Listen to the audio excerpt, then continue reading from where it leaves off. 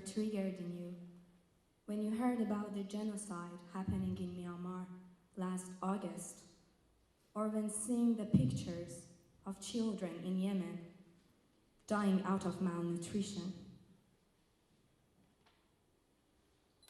Can you remember how you felt when you saw the picture of Alan Kurdi, the 3-year-old Syrian boy who drowned in the Mediterranean Sea, trying to come to Europe amid the European refugee crisis in 2015?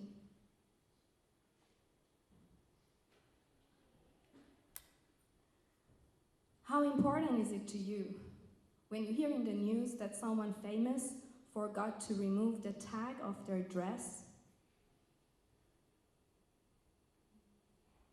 Have you ever wondered what the internet is doing to our brain and our ability to concentrate? Have you ever decided or tried to get out of social media, but you were afraid that you're going to miss tons of things out there? Have you ever felt anxious thinking about the future of the world, how it looks like in 2050, artificial intelligence, job market, and the impending existential crisis?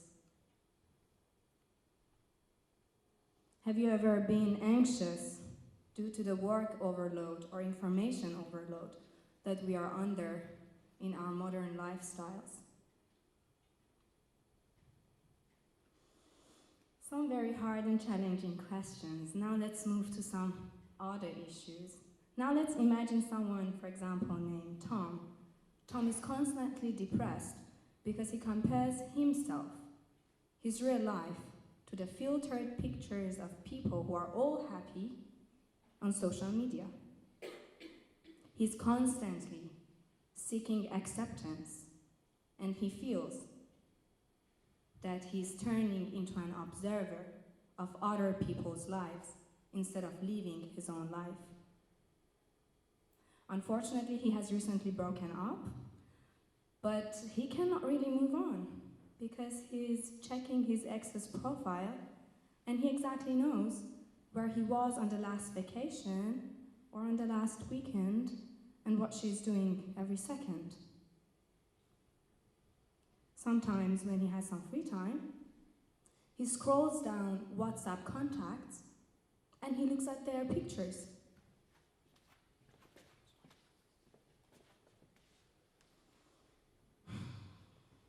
You may wonder why I ask you all those questions, because practically this is representing me and how I was feeling in the past 2 to 3 years. I was under constant stress and pressure, not just due to the everyday life challenges that we all face in the outside world, but because what I was exposing myself to in online world. To be honest, I felt like I'm losing my own identity as me, and I'm getting filled with 1,000 pictures of other people that I was seeing online every day. And the news headlines and all these tragedies were making me more stressed, depressed, and anxious. I wasn't aware about the mind-body connection and that this chronic stress is causing chronic inflammation in my body. Cortisol hormone is making me having a suppressed immune system. And this vicious cycle of stress, inflammation, depression, cortisol, suppressed immune system might put me at risk for autoimmune disease. But I wasn't alone on this. There are more than 300 million people out there, according to World Health Organization, who are suffering from depression. And 216 million other people are suffering from anxiety. Each year, we are losing 800,000 people committing suicide, and suicide is the second leading cause of death among people aged between 15 to 29. There are many studies which show a significant correlation between how we use the technology and internet and the rate of depression. Who can really deny the role of technology on this, the constant cacophony of our modern lives, and maybe how some of us use the internet? It was about a year ago that I decided to face my anxiety, try to find the reasons which might have caused it, and maybe finding solutions to overcome it. And I'm gonna share 2 of them with you now. My first problem was the lack of tech consciousness. I wasn't tech conscious, because technology and internet by itself is not the problem, but our lack of awareness on how it's affecting our lives and our minds can might problem.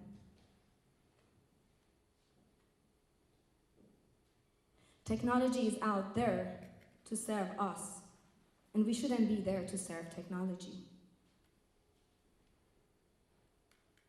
But what is more important than tech consciousness and a conscious usage of technology is emotional education and emotional awareness. Unfortunately, my second problem was lack of emotional awareness. Although I was an educated person, having my bachelor's degree in biology, knowing some rules in chemistry, physics, I wasn't educated about my own emotions. I didn't know my emotions and how to react to them and regulate them in real life and in online world.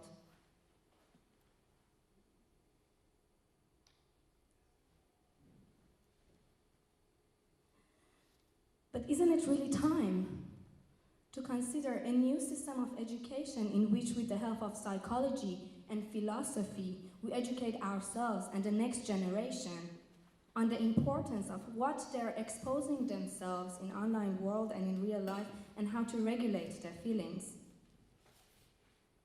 With emotional education and raising our emotional awareness, we can build up more harmonious interpersonal relations. And according to the 70-year-long Harvard University on adult development, good relationships don't just protect our bodies, they protect our brains. Robert Waldinger has a very nice TED talk on this.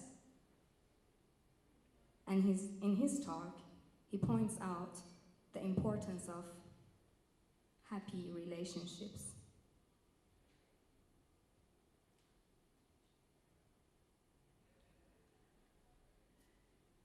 I started teaching English more than 13 years ago, and on the importance of emotional education, I did a small experiment myself. In 2 groups of my students, in each 15 students aged between 18 to 40, we didn't just learn English through lessons about English grammar, but we focused more on topics related to psychology, philosophy, art of living, the importance of meditation, physical and mental hygiene, and being more emo-conscious, which stands to be emotional conscious, not just in real life, but in online world. Our course lasted for 6 months, and after that, I received some nice comments from my students, and now I'm going to share 3 of them with you. So Peggy, who is 14, she told me that, I wish I learned more about my emotions at my younger ages. In this class, we didn't just learn English, but the art of living. I'm happy to see that we could establish deep friendships here. Toby, who is 22, told me, each time I go online, I try to be online emo-conscious, keeping the social comparison effect in mind. I try to be more positive with myself. And Lena, who's 29, told me, I somehow learned how to understand myself and even others better in this very short time. I don't take the voices in my head that serious. anymore. Recently, I've heard about a project which is called An Hour of Code, and it's a global movement in more than 180 countries. This is an hour of introduction to the basics of computer science and coding for people aged between 4 to 104. I was wondering, what if we would have a project which would be called, for example, An Hour of Emotion, which educates us and the next generation about the basics of our emotions and how to regulate it, also for people aged between 4 or even younger to 104.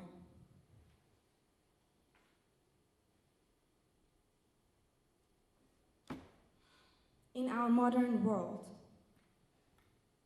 with consumer culture pushing us more and more into work culture under the rapid development of technologies and the huge amount of information and pictures that we are bombarded every day, I do believe that emotional education and technological consciousness are vital tools we need.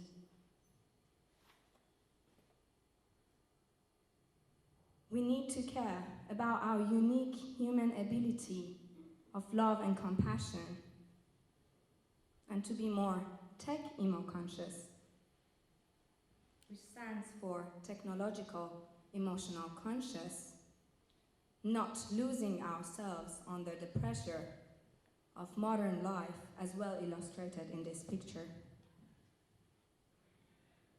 We should keep the term tech-emo-conscious in mind, which stands for technological emotional conscious.